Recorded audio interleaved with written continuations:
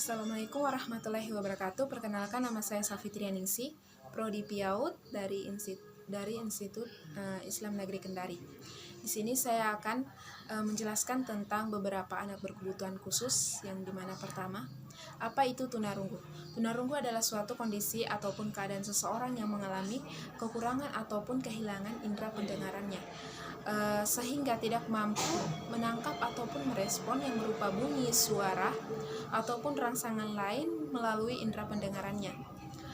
Istilah tunarunggu ini berasal dari kata tuna yang dimana artinya kurang, sedangkan runggu yang artinya pendengaran.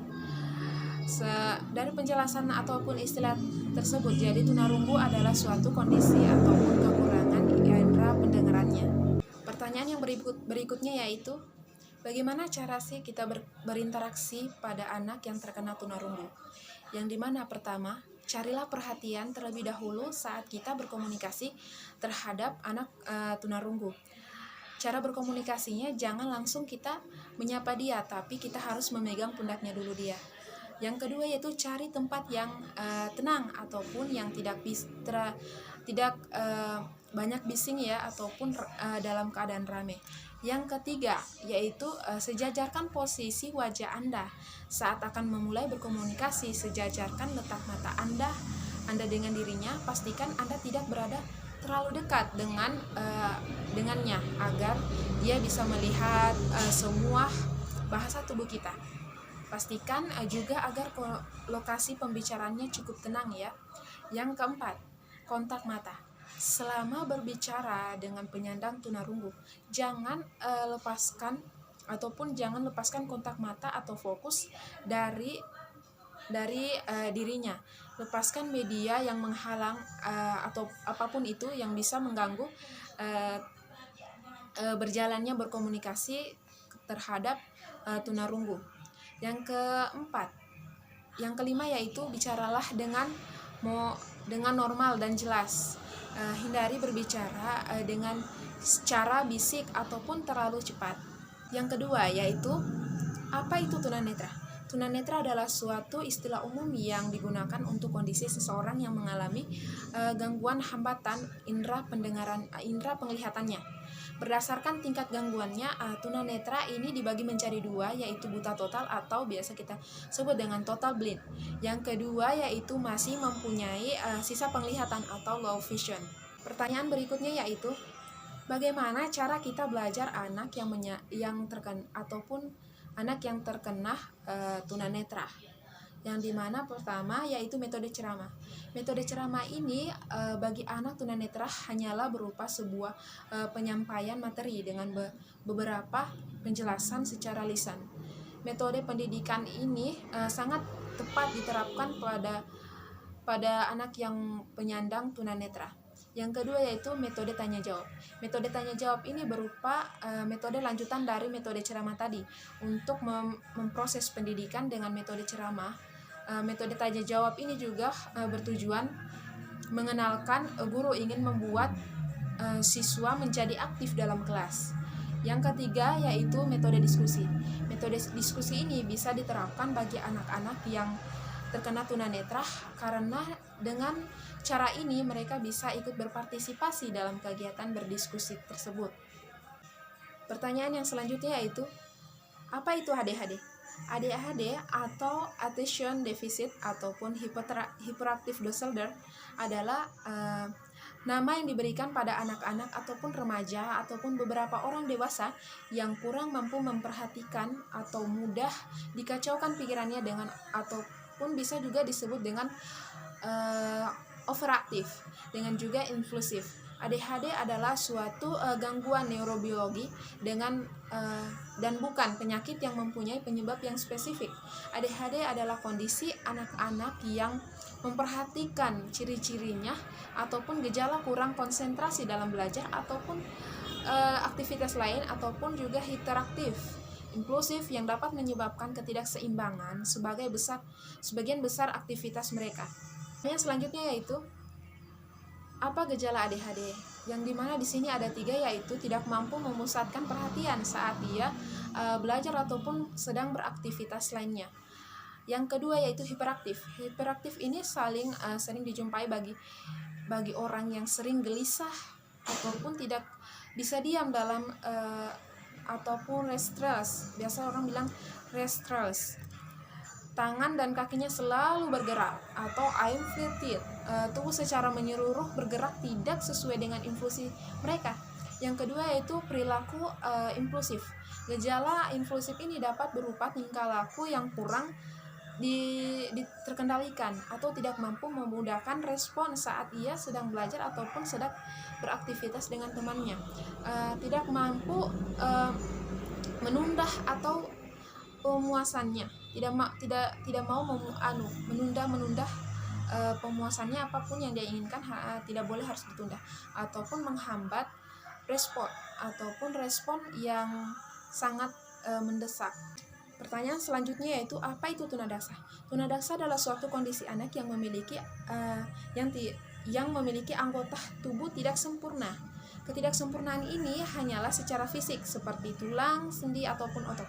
Sedangkan fungsi panca inderanya masih berfungsi secara normal, sehingga kelainan ini kerap disebut dengan cacat tubuh ataupun disabilitas fisik ya, atau biasa juga disebut dengan orthopedic handicap.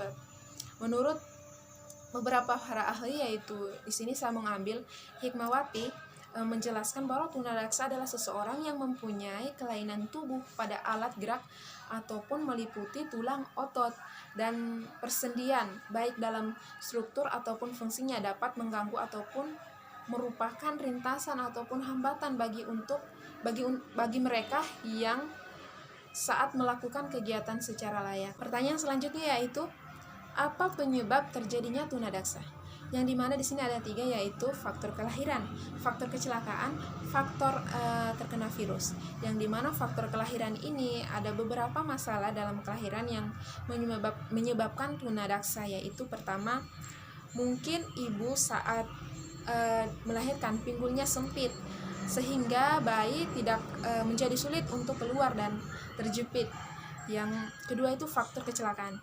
Faktor kecelakaan ini bisa terjadi yang sangat utama penyebab tunadaksa pada seseorang saat kecelakaan bisa terjadi pada masa bayi. Misalnya terjatuh pada saat dia digendong, ataupun bisa juga terjadi pada saat sudah bisa berjalan, misalnya terjatuh dari tangga ataupun terjatuh dari sepeda ataupun mengalami kecelakaan yang lain. Yang ketiga yaitu terkena virus. Tunadaksa juga bisa disebabkan oleh virus yang mungkin mengkondensasi tubuhnya sehingga salah satu ataupun beberapa anggota tubuhnya menjadi tidak berfungsi. Misalnya polio ataupun beberapa virus lain. Polio ini sangat terkenal ini polio. Pertanyaan yang kedua selanjutnya yaitu bagaimana cara mengajar bagi anak yang terkena tunadaksa. Mungkin cara mengajar tunadaksa ini hampir sama dengan tunarungu, yang itu metode ceramah ataupun diskusi ataupun praktek. Pertanyaan selanjutnya yaitu apa itu tunawicara? Tunawicara adalah suatu kondisi di mana anak tidak bisa berbahasa secara formal ataupun terhambat dalam berbahasanya. Ada beberapa pendapat ahli, yaitu bisa kita ambil menurut Fidel Masumsong dalam psikologi dan pendidikan anak luar biasa. Tunawicara ataupun kelainan bicara ini adalah suatu hambatan dalam berkomunikasi verbal yang efektif. Kemudian ada juga menurut Dr. Muljono Abdurrahman dan Dr. Sujadi S dalam pendidikan luar biasa umum. Gangguan bicara ini ataupun tunawicara adalah suatu kerusakan ataupun gangguan suara ataupun artikulasi dari bunyi bicara ataupun kelancaran berbicara. Dari pendapat di atas dapat disimpulkan bahwa tunawicara adalah individu yang mengalami gangguan ataupun hambatan dalam berkomunikasi verbal sehingga mengalami kesulitan dalam berkomunikasi. Pertanyaan selanjutnya yaitu bagaimana cara belajar dan berinteraksi kepada tunawicara ya. Yang pertama, cari perhatian ketika Anda ingin berbicara dengannya. pentingnya untuk mendapatkan perhatian yang terlebih dahulu. Yang kedua, lakukan percakapan secara bertahap ataupun langsung. Yang ketiga yaitu hindari berbicara terlalu cepat dan lakukan kontak mata. Yang keempat, berbicara secara formal. Yang kelima yaitu jauhkan tangan dari wajah saat berbicara. Yang keenam, gunakan gerakan isyarat. Yang ketujuh yaitu pilihlah topik yang umum. Pertanyaan selanjutnya yaitu, apa itu kelekatan? Kelekatan adalah suatu hubungan anak dengan orang tua merupakan sumber emosional yang kognitif bagi anak. Hubungan tersebut itu memberikan kesempatan bagi anak untuk mengeksplorasi lingkungan maupun kehidupan sosialnya. Hubungan anak pada masa awal bayi terdapat menjadi model dalam hubungan-hubungan selanjutnya. Jadi kelekatan adalah suatu hubungan yang sangat erat ataupun sangat kuat bagi anak ataupun orang tua bagi pengasuhnya. Pertanyaan berikutnya yaitu, apa saja faktor yang menyebabkan terjadinya kelekatan? Yang dimana yaitu pertama, secured attachment atau rasa aman. Rasa aman yaitu pola yang terbentuk dari interaksi antara orang tua ataupun anak. Anak merasa percaya terhadap orang tua sebagai figur yang selalu siap atau mendampingi baik itu sensitif ataupun responsif, penuh cinta dan kasih sayang terhadap anaknya, sehingga anak tersebut merasakan rasa aman terhadap kedua orang tuanya ataupun pengasuhnya. Yang kedua yaitu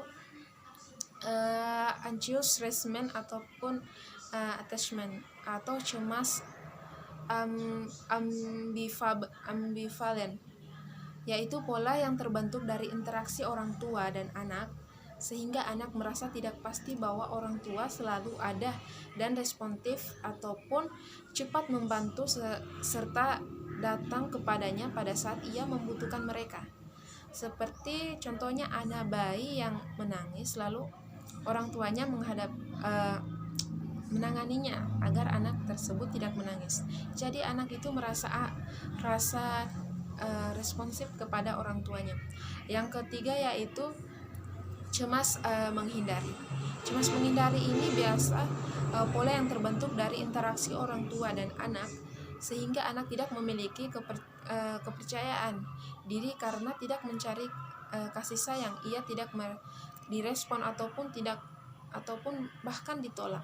Biasanya gangguan ini bisa juga akan terjadi adanya ketidakkelekatan bagi orang tua. Pertanyaan berikutnya yaitu, apa sih manfaat dari kelekatan? Yang pertama yaitu memberikan rasa aman kepada anak.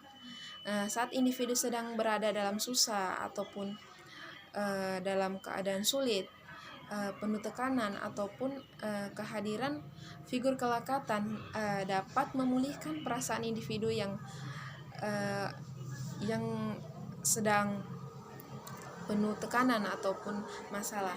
Yang kedua yaitu mengatur keadaan perasaan ataupun biasa disebut yaitu perubahan keadaan subjektif seseorang yang disertai dengan reaksi atau fisiologis tertentu apabila meningkatkan arousal atau tidak diikuti dengan efektif atau penggunaan rasa takut serta cemas ataupun sakit, maka individu ataupun rekan untuk mengalami stres. Mampu figur kelekatan tersebut untuk membaca perubahan ataupun keadaan individu yang membantu pengaturan arousal dari individu yang bersangkutan. Contohnya saat kita sedang merasa sedih ataupun saat sedang merasa ingin curhat, kita akan mencari orang yang lekat dengan kita, yang mengerti dengan kita untuk mengungkapkan perasaan kita, sehingga kita merasa lega saat kita menyampaikan masalah-masalah kita. Yang ketiga yaitu sebagai saluran ekspresi dan komunikasi. Kelekatan yang terjalin antara individu dengan figur kelekatannya dapat berfungsi sebagai wahana untuk berekspresi, sebagai pengalaman ataupun menceritakan perasaannya, ya seperti curhat. Yang terakhir yaitu sebagai dasar untuk melakukan eksplorasi kepada lingkungan sekitar. Kelekatan dan perilaku ini, eksplorasi ini bekerja secara bersamaan. Individu yang mendapatkan Discourse assessment akan memiliki kepercayaan diri yang tinggi untuk mengeksplorasi lingkungan sekitarnya ataupun suasana baru, karena individu yang percaya bahwa figur kelekatannya itu sungguh-sungguh bertanggung jawab apabila terjadi sesuatu di dirinya, ya, terhadap dirinya saat dalam lingkungan yang ia tidak pernah jumpai. Pertanyaan selanjutnya itu, apa itu autisme? Autisme adalah berasal dari kata istilah dari bahasa Yunani, yaitu aut, di diri sendiri, sedangkan isme atau irritation atau status, orientasi ataupun keadaan. Maka autisme ini dapat diartikan sebagai kondisi seseorang yang secara tidak wajar terpusat pada dirinya sendiri. Kondisi seseorang yang senantiasa berada di dalam dunianya sendiri. Pertanyaan berikutnya yaitu, apa sih penyebab terjadinya autisme? Yang pertama yaitu mungkin sewaktu bayi ataupun dalam kandungan, misalnya karena keadaan ataupun terkena racun atau dalam kehamilan, infeksi virus ataupun rubella. Yang kedua itu terjadinya segera atau setelah lahir, atau biasa juga kita sebut dengan prenatal, seperti kekurangan oksigen atau anoksida. Yang ketiga yaitu keadaan selama kehamilan, seperti pembentukan otak kecil yang misalnya versi otak kecil yang lebih kecil atau mirkosepali, ataupun terjadi pengerutan jaringan otak. Biasanya itu otak mengecil. Yang keempat mungkin karena kelainan metabolisme, seperti pada penyakit Addison karena infeksi tuberkulosa, sehingga terjadi pertambahan pigmen tubuh dan kemunduran mental.